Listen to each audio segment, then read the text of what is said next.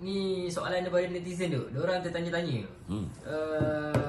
Ekoran daripada Perlembagaan Baru Bersatu ni. Bersatu tuntut untuk adakan pilihan raya semula 6 kerusi yang sokong PMX ni. Diorang tanya adakah bakal diadakan pilihan raya semula? Ini semua jangan risaulah. Jangan risau, tuan-tuan. Pertama sekali saya nak beritahu. Ini semua pasal kebodohan Bersatu sendiri. Hari ni, kan? Kena ingat dulu Datuk Seri Wan Junaidi cadangkan buat undang-undang Akta Lompat Parti tu kena ketat. Ketat supaya tak ada orang boleh lompat parti, dan kalau tak lompat parti tapi tak ikut arahan ketua whip pun boleh hilang kursi. Tapi siapa yang bantah? MP-MP Bersatu yang bantah. Geng-geng Muhyiddin juga yang bantah. Hari ni padan muka korang. Hari ni baru padan muka korang. Korang ingat korang boleh pindah perlembagaan, korang punya perlembagaan Bersatu tu lagi besar, supersede perlembagaan persekutuan ke? Muhyiddin, korang baru pindah perlembagaan Bersatu. Perlembagaan Bersatu tu, kalau misalnya pertama sekali nak kena tahu bahawa keputusan dia orang ambil sokong PMX itu berlaku sebelum pindaan Perlembagaan Bersatu dibuat. Maknanya diorang ni tak langgar salah apa-apa pun. Bila Perlembagaan Bersatu tu dah dibuat, diluluskan, baru-baru ni diluluskan oleh Perhimpunan Agung Khas Bersatu, kena bawa pergi ke ROS. ROS nak lulus. Amboi. Sampai sekarang ni pindaan Perlembagaan UMNO pun tak diluluskan lagi, tuan-tuan. Okey, Perlembagaan UMNO sampai sekarang pun tak diluluskan lagi. Jadi nak tunggu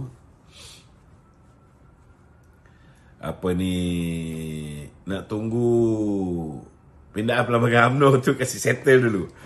Barulah mungkin RS pertimbangkan perlembagaan baru korang tu. Dan perlembagaan baru korang tu pun, la ilaha illallah, itu hanya perlembagaan parti. Kalau ikut perlembagaan parti korang, memang kalau selepas diluluskan oleh ROS, kalau Susah Agung Bersatu tanya dengan 6 orang daripada yang menyokong PMX ni, adakah kamu masih menyokong PMX ataupun tidak? Kalau jawapan mereka masih menyokong PMX, maka keahlian dia sebagai ahli Bersatu gugur.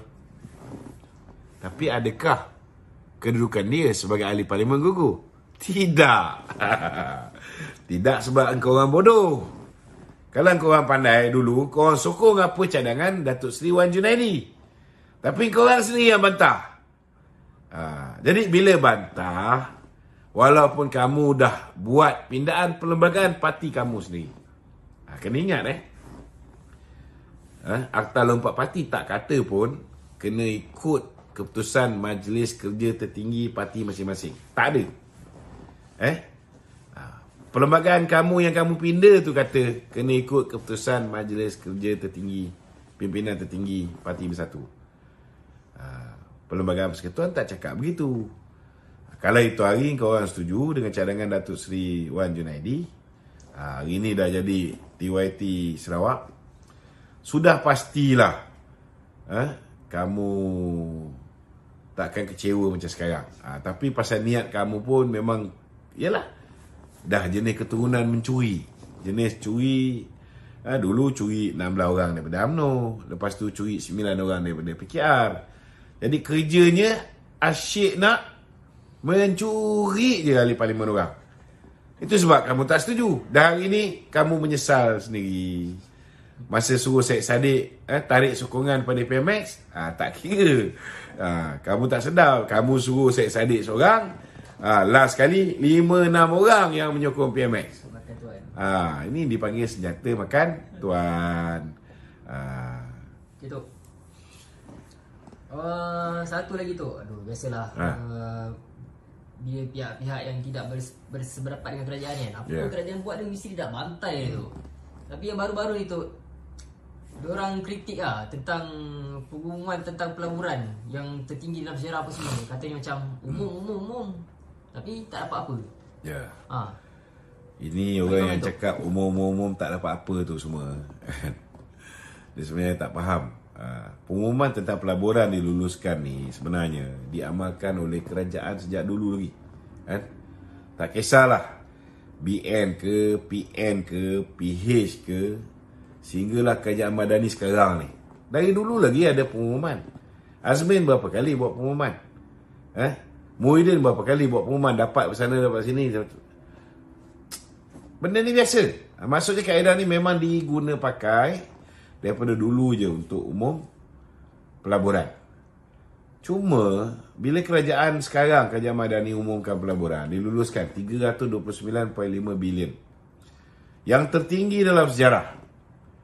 Pelik kita bila pihak yang pernah jadi sebahagian daripada kerajaan dulu, PAS dengan Bersatu ni, tiba-tiba nak kritik pasal pelaburan diluluskan. Sedangkan masa pelaburan diluluskan, diumumkan dulu zaman mereka senyap pun, tak ada pun mereka kata, ini kami umum je. Sebenarnya duit tak masuk pun. Tak ada yang kritik.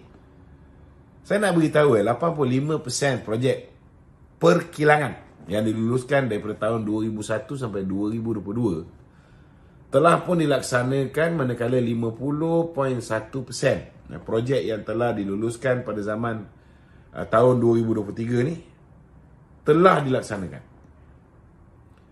Kita mesti ada asas untuk kritik, tak boleh bangkang daripada longkang ni. Perjanjian pelaburan ni bukan hari ni sign, esok terus kita boleh bina. Hari ni sign, macam bak kata orang tu, hari ni kahwin, esok dapat anak. Bukan macam tu. Dia ada banyak kesan terhadap negara dan local economy. Macam pembangunan kawasan setempat, peluang pekerjaan, ianya membantu merancangkan ekonomi, tempatan, dan banyak lagi faedah lain yang menguntungkan rakyat bila pelaburan ni masuk. Okey, bukan tak okey nak kritik ni, tapi tak payahlah nak cipta seolah-olah macam mencipta naratif palsu, seolah-olah pelaburan yang diluluskan ni tak pernah diumumkan oleh kerajaan sebelum ni. Benda ni dah pernah berlaku, zaman dulu, kerajaan dulu pun mereka tetap umumkan. Jadi kenapa bila sekarang ni kerajaan umumkan, ada je dia orang nak petikaikan, padahal benda ni biasa. Pelaburan masuk.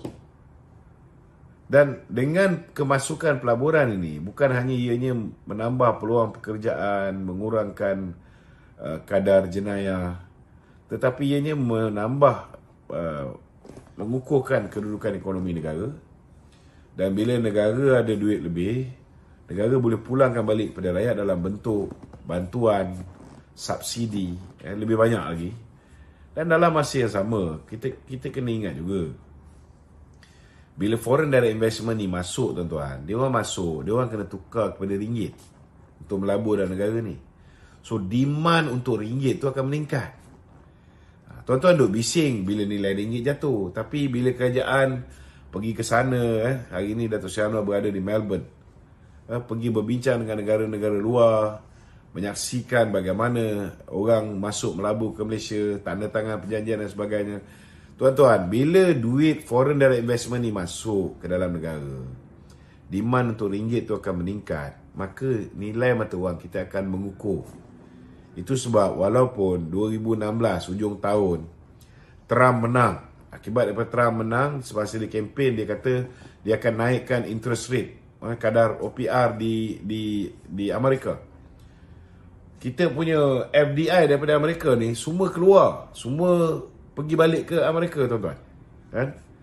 Dan ini menyebabkan ringgit menjunam pada Disember tahun 2016. Tetapi apa Datuk Seri Najib buat? Datuk Seri Najib buat macam yang Datuk Seri Anwar buat lah. Dia pergi berjumpa dengan pemimpin-pemimpin luar, pergi tarik pelabur masuk ke dalam Malaysia. Daripada 1 Januari 2017, kalau kita tengok nilai ringgit mengukuh, tuan-tuan, mencanak naik, sehinggalah bila kerajaan bertukar tangan daripada dipimpin oleh Datuk Seri Najib kepada oleh Tun Dr. Mahathir. Barulah ringgit tu jatuh balik, tuan-tuan. Sebab apa? Sebab usaha yang dilakukan oleh Perdana Menteri ketika itu untuk menarik pelabur-pelabur daripada luar. Itulah yang Datuk Seri Anwar ni buat. Jadi kalaupun benci dengan kerajaan hari ni, benda yang baik dia buat, kita sokong lah. Kalau dia ada buat benda yang tak baik, kita tegur. Itu cara yang sepatutnya lah berlaku. Itu sebab ada setengah orang kan, pelik kenapa orang macam Papa Gomo ataupun 2-3 orang yang tak berakal ni, bila dia buat live dia tu diturunkan daripada Facebook ke, daripada TikTok ke kan. Tapi kalau saya tengok lah kan, contohnya lah, ada juga orang yang tak bersama dengan kita, macam keluar sekejap, kadang-kadang dia sama, kadang-kadang dia tak sama. Sekarang dia ada balance sikit. Bila dia balance, ada tengok live dia kena kacau? Tak ada. Betul tak? Jadi cadangan saya pada YBKJ dengan Syahrir Hamdan, teruskanlah buat kerja yang balance. Jangan nampak sangat pro Perikatan Nasional. Ikut yang macam sekarang ni okey lah. Kalau Syahrir Hamdan tu nak jadi wartawan, teruskan. Bagus tu. Melaporkan benda betul. Tapi kena ikutlah kod etika kewartawanan tu. Jadi tak ada orang nak kacau. Korang ni kira okey dah kan. Papa Gomo nak bising-bising, Syam Jalil nak bising-bising. Buat apa? Dia sebenarnya yang menyebabkan kamu punya posting tu kena turun, bukan pasal posting kamu tu ramai orang tengok. Pasal posting kau tu tak betul. Bila ada unsur fitnah, ada unsur 3R, ada unsur menghasut, itu yang kena turun. Langgar guideline. Langgar guideline. Bukan korang je kena, aku pun kena. Kan? Kadang-kadang aku geram juga dengan TikTok dengan Facebook ni. Sebab kita cakap benda yang betul. Kita pun dia bannya. Tapi kira nasib korang ni lebih baik lah.